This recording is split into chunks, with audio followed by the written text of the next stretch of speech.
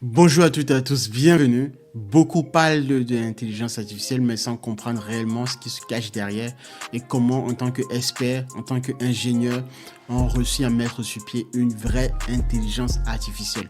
La plupart des projets IA échouent, mais seule une minorité de ces projets réussissent.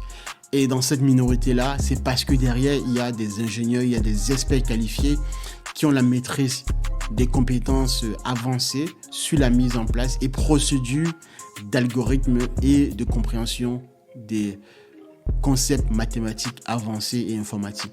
Et aujourd'hui, j'aimerais vous en parler d'un de ces concepts-là, de comment on met sur pied une vraie solution d'intelligence artificielle. Alors, voyez-vous, imaginons, vous êtes une entreprise, vous souhaitez remplacer une part d'activité de votre business. Vous estimez par exemple que ça devient de plus en plus quelque chose qui n'apporte pas de valeur ajoutée, beaucoup plus que cela par rapport à votre business et que ça vous ralentit au quotidien.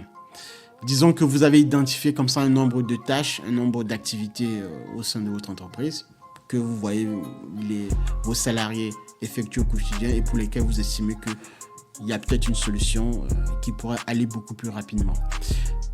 Pour utiliser l'IA dans ce genre de contexte, il y a un certain nombre de critères à respecter, un certain nombre d'évaluations à faire.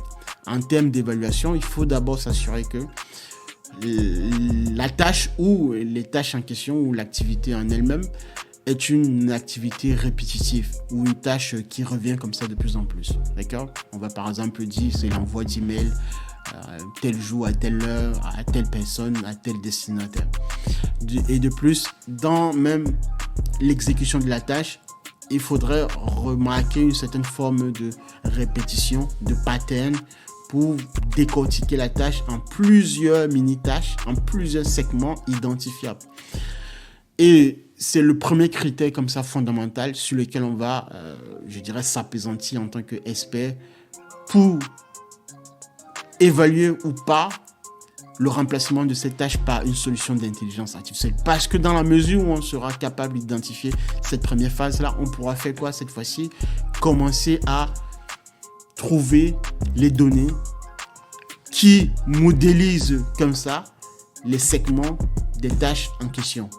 Ces données-là sont de plusieurs ordres, bien sûr, variés selon le contexte. D'autant plus si on est dans un contexte d'informatique, dans un contexte où on travaille beaucoup plus avec les ordinateurs, c'est encore le jackpot. Parce que là, clairement, tous les clics, tous les envois d'emails, les envois d'informations d'un système à un autre, tous ces échanges-là constituent l'ensemble des données, du périmètre de données que l'on va évaluer dans la galaxie des données en question. Et plus on en a de données, mieux c'est parce qu'évidemment, on va pouvoir faire tourner nos algorithmes là-dessus. Avant de créer, justement, j'en viens à un algorithme fiable, on va d'abord, d'un point de vue mathématique, conjecturer sur une fonction de modélisation la plus fiable possible qui pourrait représenter l'ensemble d'exécution d'une tâche en question ou d'un segment de tâche. Et c'est lorsque l'on aura bien peaufiné cette modélisation-là que l'on pourra passer maintenant à la partie algorithmique. Voilà comment on identifie en tant qu'expert le remplacement d'une tâche par l'intelligence artificielle au sein d'un business au cœur d'une entreprise. Et tout ce que vous voyez là au quotidien et la raison pour laquelle les entreprises échouent à intégrer les solutions d'intelligence artificielle, c'est parce que ce processus-là n'est pas respecté, soit parce que dans un premier temps, même si la tâche a été bien identifiée comme une tâche pouvant être remplacée par l'IA, mais derrière, il n'y a pas une compétence mathématique et informatique pour pouvoir mettre sur pied un algorithme performant qui va tourner sur un modèle assez fiable.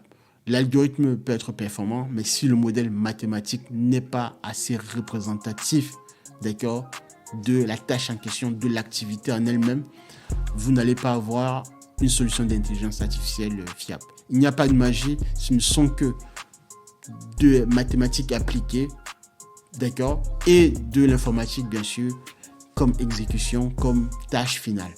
Voilà ce que je pourrais vous dire là-dessus. Et une dernière chose que je pourrais rajouter, c'est que beaucoup de gens parlent de l'IA comme étant la panacée, quelque chose qui viendra nous remplacer de manière tous azimuts, sans faire de distinction sur les cas de métier, sur les compétences réelles des salariés ou des ingénieurs qui travaillent aujourd'hui en entreprise. Et il y a comme ça tout un amalgame autour de cette question-là et ça crée bien sûr de la confusion dans l'esprit d'un bon nombre de personnes. Je voulais rectifier cela en vous apportant une clarification là-dessus. C'est pour vous dire que tout ne peut être remplacé, en tout cas pour l'instant, et pour la simple et bonne raison que il faut, dans un premier temps, bien identifier une tâche remplaçable et ensuite être capable de créer un modèle assez représentatif de la tâche en question et après l'exécuter, l'encapsuler dans un algorithme performant qui va être capable d'être exécuté et déployé dans les systèmes informatiques. Voilà ce qu'il fallait comprendre sur l'IA et avoir la netteté, la clairvoyance sur cette question-là. Merci les amis, restez concentrés et à la prochaine. Je vous dis au revoir.